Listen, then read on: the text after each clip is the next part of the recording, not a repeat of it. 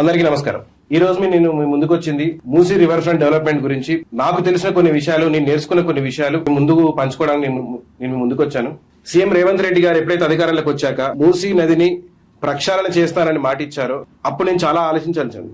ఎందుకు అంటే గత కొన్ని సంవత్సరాలుగా నేను ఎక్కడైతే నివసితం ఉంటున్నానో ఆ ప్రాంతంలో ఉన్న దోమల సమస్యల విపరీతంగా మేమందరం కొన్ని లక్షల మంది జనం చాలా ఇబ్బంది పడ్డాం. అటువంటి దాని గురించి ఒక పర్మనెంట్ సొల్యూషన్ కావాలి అంటే మూసి ప్రక్షాళన తప్ప వేరే దారి లేదన్న విషయం మాకు అందరికీ అర్థమైంది. కాకుంటే దానికి ఎలా తీసుకెళ్తారు, ఏం చేస్తారన్న దాని మీద ఎవరు ఏ రోజు క్లారిటీ ఇవ్వలేదు. ఎప్పుడైతే సీఎం రేవంత్ రెడ్డి గారు చెప్పారో నేను దాని గురించి ఆలోచించాను. ఓకే, ఇది సాధ్యం అవుతుందా, అసలు చేయగలుగుతారా? అటువంటి టైంలో నేను ఎప్పుడైతే కొన్ని దేశాల సంచారణకు వెళ్ళానో అప్పుడు వెళ్ళినప్పుడు నేను కొన్ని విషయాలు అబ్జర్వ్ చేశాను. నేను ఎక్కడెక్కడికైతే వెళ్ళినో అది యాదృచ్ఛికమో అది ఏందో తెలియదు కానీ అక్కడ ఉన్న నగరాలన్నీ కూడా ఈ నదుల చుట్టూ, ఈ సముద్రాల బ్యాక్ వాటర్స్ చుట్టూ, వీటి చుట్టూ డెవలప్ అయిన నగరాలు. ఇప్పుడు నేను మీ ముందుకు మొదటిగా తీసుకొచ్చేది, ఇప్పుడు మనం ఫస్ట్ చూసుకుంటే ఈ చికాగో రివర్ వాక్ అంటారు దీన్ని. ఇది వరకు కూడా ఈ చికాగో లేక్, మిచిగన్ లేక్ చుట్టూ కూడా ఈ నగరాన్ని అంతా కూడా నిర్మితం జరిగింది. ఈ చికాగో లేక్ కూడా ఇది వరకు అంతే కలుషితంగా, అంతే విధంగా అలానే దాని చుట్టూ మొత్తం కలుషితమైన నీళ్లతోని, డ్రైనేజ్ వాటర్ తోని అలా నిండిపోయి ఉండే. అటువంటి దాన్ని చికాగో రివర్ వాక్ అనే ఒక ప్రాజెక్ట్ టేకప్ చేసి అమెరికా ప్రభుత్వం ఎప్పుడైతే దాన్ని తీసుకెళ్లిందో ఇప్పుడు ప్రపంచంలోనే అత్యంత సుందరంగా, అత్యంత ఆహ్లాదకరంగా ఉండే ఒక రివర్ వాక్ అంటే ఏది ఉందంటే చికాగో రివర్ వాక్. దాన్ని నేను పర్సనల్ గా వెళ్ళాను. నేను అక్కడికి వెళ్ళాను. ఆ -డిగ్రీలలో కూడా నేను దాని చుట్టూ చూద్దామని చెప్పేసి దాని చుట్టూ తిరిగాను. అంటే దాని చుట్టూ కూడా ఆ రివర్ ఒకటే కాకుండా దాంట్లో ఎకనామికల్ గా, అంటే అక్కడ బిజినెస్ ఏర్పాటు చేసి దాని చుట్టూ నివాసిత ప్రాంతాలను ఏర్పాటు చేసి ఒక మంచి ఆహ్లాదకరమైన వాతావరణంలో ప్రజలు ఉండేటట్టు చేసి ప్రభుత్వం దాన్ని ఒక ఎకనామిక్ జోన్ గా డెవలప్ చేసుకుంది. దాని చుట్టూ జరిగే బిజినెస్ పరంగా చూసుకున్నా కూడా ఎంతో వందల మంది దాని చుట్టూ కూడా వాళ్ళు బిజినెస్ చేసుకుంటున్నారు, వాళ్ళ జీవనోపాధి చేస్తున్నారు. ఇట్లానే ఈ చికాగో లేక్ ఒకటే కాకుండా ఇంకా మనం చూసుకుంటే నేను ఇంకొకటి ఇలా ప్యారిస్ చూసుకున్నా. ఇప్పుడు ప్యారిస్ చూసుకున్నా కూడా ఎంత అందమైన, మీకు అందరికీ తెలిసిందే ప్యారిస్ అంత అందమైన నగరం ఇంక ప్రపంచంలో ఏది లేదు. అటువంటి నగరం చుట్టూ కూడా చూడండి ఇలా దాని చుట్టే తిరిగింది. ఇప్పుడు ఈ బోట్ రైడ్స్ కానీ ఇవన్నీ కూడా మనం వెళ్ళి డబ్బులు కట్టి మరి ఆ బోట్లలో ఎక్కి ఆ మంచి ఆ వాతావరణం చూసుకుంటా, ఆ బిల్డింగ్స్ స్ట్రక్చర్స్ చూసుకుంటా మనం వెళ్తూ ఉంటాం. సో ఇదంతా కూడా ఎకనామికల్ గా చేసింది. చూడండి, ఐఫిల్ టవర్ చుట్టుపక్కల వస్తుంది. ఇలానే ముందుకెళ్తే హోచిమిన్ సిటీ, ఇది కూడా అంతే. ఈ మొత్తం సైగాన్ లేక్ అంటారు దీన్ని. ఈ సైగాన్ లేక్ చుట్టూ ఇంత నగరాన్ని మొత్తం దాని చుట్టూ డెవలప్ చేసిండ్రు. దాని చుట్టూ బోట్ రైడ్ ఉంటుంది. ఇప్పుడు ఎప్పుడైనా సరే ఎవరైనా సరే వియత్నాంకి వెళ్ళిండ్రు, హోచిమిన్ సిటీకి వెళ్ళిండ్రు అంటే ఖచ్చితంగా ఆ బోట్ రైడ్ తీసుకుంటారు. ఎందుకు? ఆ బోట్ రైడ్ లో వెళ్తున్నప్పుడు మనకు ఈ నగరం చుట్టూ అసలు ఆ నది చుట్టూ ఎలా డెవలప్ చేసిండ్రు ఇదంతా ఏందనేది వాళ్ళు చూపించుకుంటారు.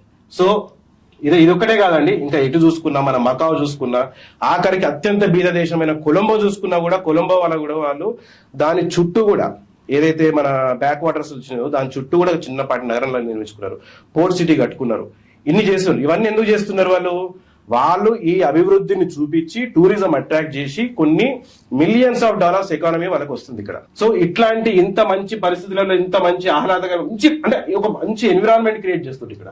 ఇట్లాంటి దాన్ని ఇప్పుడు అదే మనకు కూడా అదృష్టవశాత్తు మన హైదరాబాద్ మూసీ నది చుట్టూ కూడా మన నగరం నిర్మించబడి ఉన్నది. సరే, దురదృష్టవశాత్తు గత ప్రభుత్వాలు ఏవి కూడా ముందుకు రాలేదు, ఎవరు కూడా చేయలేదు, దానికి ఒక కాంక్రీట్ సొల్యూషన్ తీసుకురాలేకపోయారు. ఇప్పుడు సీఎం రేవంత్ రెడ్డి గారు దాన్ని ఎలాగైనా సరే డెవలప్ చేయాలి, దాని చుట్టూ ఉన్న ఆ మురికి వాడలలో నివసిస్తున్న ప్రజలని ఒక మంచి జీవితం వాళ్ళకి ప్రసాదించాలి. అలాగే కాకుండా యువతకి ఇప్పుడు ఎస్పెషల్లీ అండి, ఇప్పుడు ప్రతి ఒక్కరి గవర్నమెంట్ జాబ్ లేం, దాని చుట్టూ బిజినెస్ డెవలప్ అవుతాయి. అందరికి అర్థం కాని విషయం ఏంటంటే మనం మూసి కూడా ఇంత అత్యద్భుతంగా డెవలప్ అయి నిర్మితం అయిపోతే మనకి కొన్ని మిలియన్స్ ఆఫ్ డాలర్స్ ఎకానమీ మనకి జనరేట్ అవుతుంది, దానివల్ల ఉపాధి కలుగుతుంది. అదే కాకుండా మన అందరం బాగా అర్థం చేసుకోవాల్సింది ఏంటంటే మనకి వర్షాకాలం, చలికాలం వచ్చిందంటే దోమల సమస్య. హైదరాబాద్ చుట్టూ ఉన్న సమస్య అది ఒకటే అత్యంత పెద్ద సమస్య. ఆ దోమల కోసం కొట్లాడడం లేవు, కాలనీ అసోసియేషన్లు లేవు, పార్టీలు లేవు, ఎవరు లేవు. ప్రతి ఒక్కరు దోమల సమస్య మీద ఇప్పుడు కూడా చూస్తున్నాం. మొన్న కూడా మన జిహెచ్ఎంసీలో కూడా మళ్ళీ పెడుతున్నారు, దోమలు విపరీతంగా అయిపోతున్నాయి, దోమల పరిస్థితి ఏంది, మా పరిస్థితి ఏంది అని చెప్పి. ఇంత డెవలప్మెంట్ సరే, ఇంత దయనీయమైన పరిస్థితులు ఉన్న మూసిని ఇవాళ సీఎం గారు phase by phase, step by step దాన్ని డెవలప్ చేద్దాము. ఈ మూసీది ఇంకో ప్రాబ్లం ఏంది? ఈ మూసీ నీళ్లే నల్గొండ, రంగారెడ్డి జిల్లాలకు పోతున్నాయి. ఆ కలుషిత నీళ్ళతో వాళ్ళ బతకాలనా? మనమేమో ఇక్కడ సరే ఏసీలలో, అపార్ట్మెంట్లలో, బిల్డింగ్లలో కూర్చొని ఉంటాం, కానీ వాళ్ళు ఆ రైతులు కూడా ఇట్లనే మునిగిపోవాలా? అరే వాళ్ళ కోసం అని ఆలోచించాలి మనం. ఇప్పుడు అభివృద్ధి జరుగుతుంటే ఏదన్నా క్వశ్చన్ ఉంటే అపోజిషన్ పార్టీ వాళ్ళు ఎప్పుడైనా చేయాల్సింది ఒకటి ప్రశ్నించాలి. డెమోక్రసీలో ప్రశ్నించడం తప్పలేదు. కాకుంటే ప్రతి అభివృద్ధిని అడుగున అడ్డుకుంటామనేది ఎంతవరకు కూడా కరెక్ట్ కాదు. ఇప్పుడు ఇంత అభివృద్ధి జరుగుతుంటే మొన్ననే కేటీఆర్ గారి ప్రెస్ మీట్ చూసిన, ఆయన కూడా ఏదో ప్రజెంటేషన్ ఇచ్చాడు. ప్రజెంటేషన్ లో నేను ఒక్కటి ముట్టుకోలే, ఏం చేయలే, ఇంత డెవలప్ చేసిన అంత డెవలప్ చేసిన అన్నాడు. కేటీఆర్ గారు ఏం చేసిన అనేది ఒక చిన్నది ఒకటి చూపిద్దాం. ఇప్పుడు ఈ శిలాఫలకం కింద చూడండి, ఇది 2018లో శ్రీ కె తారక రామారావు గారు honourable minister for IT, municipal administration and urban development. దీని మీద ఒకటే నిమిషం చిన్న చరిత్ర చెప్పాలి మీకు. ఇది ఇబ్రాహీంబాగ్ చెరువు, ఇబ్రాహీంబాగ్ నెక్నంపూర్ చెరువు అని ఉంటది. దీని చుట్టూ కొన్ని వేల కుటుంబాల నివాసితులు ఉన్నాయి. ఇది ఒక అర్బన్ ఫాస్ట్ అత్యంత ర్యాపిడ్ అర్బనైజేషన్ అయిన ఏరియా. ఇక్కడ కొన్ని లక్షల మంది జీవిస్తున్నారు. ఇట్లాంటి ఏరియాలల్లో పైనుంచి అంటే మీకు జూబ్లీ హిల్స్ అక్కడి నుంచి ఇక్కడి నుంచి వచ్చే మొత్తము డ్రైనేజ్ కూడా ఇబ్రాహీంబాగ్ చెరువులో కలవడం వల్ల అత్యంత కలుషితం అయిపోయి ఒకప్పుడు మంచి తాగునీటి నీరు చెరువు అది. అట్లాంటి చెరువు ఇవాళ మొత్తం కలుషితం అయిపోయి దాని వల్ల విపరీతమైన దోమ సమస్య. మీ ఇంట్లో నుంచి బయటికి రావాలంటే మా పైన ఇట్లా టార్నెడో తిరిగే దోమలు. అట్లాంటి సిచ్యువేషన్ లా మేమందరం అక్కడ ఉన్న చుట్టుపక్కల రెసిడెంట్స్ ఏ రాజకీయ పార్టీతో సంబంధం లేకుండా ఒక లేక్ కమిటీని ఫార్మ్ చేసి మేము కేటీఆర్ గారికి, అప్పుడు ఎంపీ విశ్వేశ్వర రెడ్డి గారు ఉండే, వాళ్ళందరికీ ప్రకాష్ గౌడ్ ఎమ్మెల్యే గారు ఉండే, అందరికీ కూర్చొని రిప్రజెంట్ చేసి మేము కొన్ని పోరాటాలు చేసి 5K అంటే జనాలందరినీ ఇన్వాల్వ్ చేస్తే అప్పుడు కేటీఆర్ గారు సాక్షాత్ అక్కడికి వచ్చి ఏం చెప్పినారు, లేదు మేము ఇక్కడ లేక్స్ డెవలప్ చేస్తాము, మేము లేక్స్ కి ఒక ఆర్గనైజేషన్ పెట్టినాం, CEO ఆఫ్ లేక్స్ అని భారతీ హోలికర్ IAS గారిని పెట్టి మీకు అత్యద్భుతంగా మేము డెవలప్ చేస్తాం, మూసి చుట్టూ మేము చేసే బాధ్యత మాది గొలుసుకట్టు చెరువు అని మాకు చాలా చెప్పారు. మేము అందరం యాజుజాలు అందరు విన్నట్టే మేము కూడా విన్నాం. మరే మంచి చేస్తాంటారు, ఏదో చేస్తాడేమో అనుకుని మేము అందరం కూడా నమ్మి సాక్షాత్ ఆయనకి వాళ్ళందరికి సపోర్ట్ చేసుకుంటే చేసిన తర్వాత మేము ఇట్లా డెవలప్ అవుతుందని చెప్పేసి ఇవన్నీ కూడా డిజైన్స్ మేమే ఇచ్చినాం. మేము ఇస్తే ఇవన్నీ డిజైన్స్ యాక్సెప్ట్ చేసారు. 21 కోట్ల రూపాయలు శాంక్షన్ చేసి ఆయన కుటిల మనస్తత్వం ఎట్లుంటది అనేది మీ అందరి ముందుకు ఒక చిన్న విషయం చెప్తా. అంటే డైవర్ట్ అవుతాం అనుకోకండి, ఇది కూడా మూసీకి సంబంధించింది కూడా మనం మాట్లాడతాం ఇవాళ. ఇబ్రాహీంబాగ్ చెరువు జస్ట్ ఇది అయిపోయిన తర్వాత మన మూసీలో కలుస్తుంది. అయితే ఈ చెరువు దగ్గర వాళ్ళు వచ్చి డెవలప్ పని స్టార్ట్ చేసిన తర్వాత అప్పుడు జరిగిన ఎంపీ ఎలక్షన్లల్లో కేవలం బీఆర్ఎస్ కి మెజారిటీ రాలేదన్న ఒకటే ఒక రీజన్, ఇంకేం రీజన్ లేదు.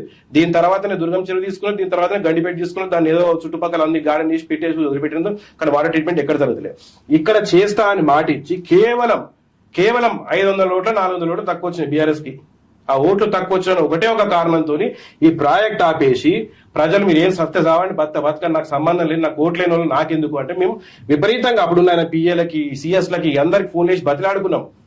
అరే ఎలక్షన్లకు దీనికి సంబంధం పెట్టకండి సార్, ప్రజలందరూ ఓటు ఓటు వేసుకుంటారు, దీనికి సంబంధం ఏంది, మీరు చేయండి అబ్బా, చేస్తే మాకు కొంచెం మేము బాగుపడతాం, మా చుట్టుపక్కల బాగుపడితే దోమలతోని విపరీతమైన సమస్యలు ఉన్నాయి, కనీసం మీరు నమ్మరు ఏసీ టీవీలు కూడా పనిచేయవు పొల్యూషన్లకి.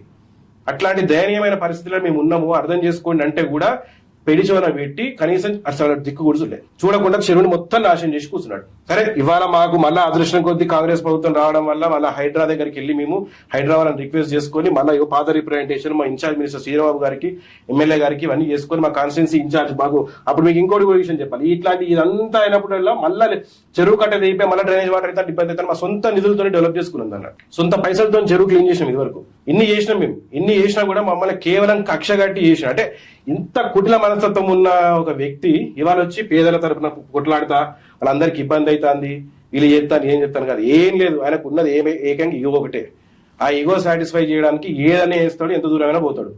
ఆయనకి ఇగో తప్ప ఇంకేం లేదు. ఆ ఇగో కోసము నేనే చేసిన అంతా నేనే అన్న అహంకారం ఏదైతే కేటీఆర్ గారికి ఉందో ఆ అహంకారం తగ్గించుకుంటే మంచిది. ఇవాళ వచ్చి పేదలకు ఇబ్బంది అవుతుంది అంటే 100% గవర్నమెంట్ మేము కూడా రిక్వెస్ట్ చేస్తున్నాం, ఎవరికి కూడా అన్యాయం జరగకుండానే డెవలప్ చేయాలి. వాళ్ళకి పేదలకు ఇప్పుడు ఇల్లు రీలొకేట్ చేస్తారు, డబుల్ బెడ్రూమ్ ఇల్లు ఇస్తారు. సరే ఇప్పుడు ఒక పెద్ద అపార్ట్మెంట్ ఒకటి గొడవ నడుస్తున్నది, వాళ్ళకు కూడా సొల్యూషన్ ఇస్తామని చెప్పారు, ఇల్లు కట్టిస్తామన్నారు, అంతే ఇస్తున్నారు. కాకుంటే సామరస్యంగా అందరికి ప్రజలకు ఇబ్బంది కలగకుండా మనం చేసుకుంటే మన ప్రభుత్వానికి మంచి పేరు వస్తుంది. అది కూడా నా సలహానే. కాకుండా ఈ కేటీఆర్ ఈ టీఆర్ఎస్ ఈ బీఆర్ఎస్ పార్టీ వాళ్ళు చెప్పేది ఈ బీజేపీ పార్టీ వాళ్ళు చెప్పేది నమ్మి దయచేసి ప్రజలు మాత్రం మోసపోవద్దండి. మీరు అందరూ అర్థం చేసుకోండి. అది మనం ఏమనంటే development project real estate project అంటారు. మన ఆరోగ్యాలు అన్నిటికన్నా ముఖ్యం, మన ఆరోగ్యాలు. ఒక కలుషితమైన ప్రాంతంలో విషవాయువులు పీల్చుకుంటూ మనం బతుకుతున్నాం. మేము అక్కడ ఉంటున్నాం, గత 12 సంవత్సరాల నుంచి అక్కడనే ఉంటున్నా. మాకు తెలుసు ఎన్ని సమస్యలు ఉంటే ఏముంటాయి అనేది. అట్లాంటి దోమలు, డెంగ్యూ, ఈ రోగాలు ఇన్ని అసలు చెప్పలేని రోగాలు ఉంటాయి, చెప్పలేని సమస్యలు ఉంటాయి. కాబట్టి మీరు దయచేసి ప్రజలారా మీరందరూ కూడా మంచిగా గమనించండి. మీరు ఎట్టి పరిస్థితులల్లా ఇటువంటి వాళ్ళ మాటలు విని మోసపోకండి. డెవలప్మెంట్ చేసుకుందాం, గవర్నమెంట్ ఎక్కడైనా అన్యాయం జరుగుతుందంటే నిలదీద్దాం, అడుగుదాం వాళ్ళని, గవర్నమెంట్ ని దయచేసి ఆ పునరావాస వాళ్ళకి ఏం కావాలనో చేయాలో అన్ని చేపిద్దాం.